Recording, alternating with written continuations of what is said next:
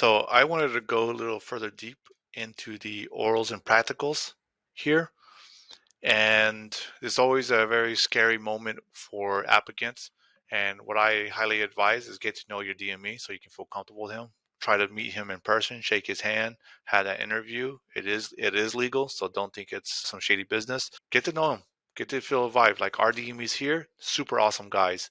And I always tell our students is he is the last of your worries. He is very fair. He's not going to break the rules, but he will do whatever he can to assist you and make sure you're relaxed.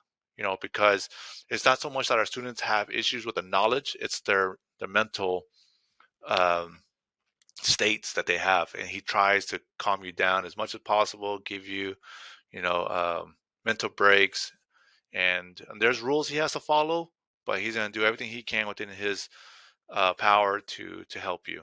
Obviously, he's not going to give you the answers and things like that. So I wanted to touch on this. So this is the grade sheet you're going to get.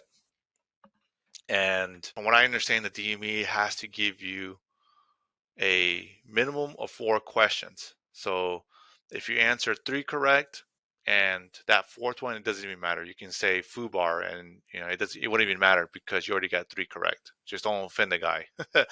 but but you have 7 chances, depending on the DME. You have 7 chances to score 75. So hopefully you don't have to go that far out. And practical test is here. It's a check, fail or pass, and date. And that's pretty much it for the oral and practical test. You got several projects. Same thing here for airframe, system components.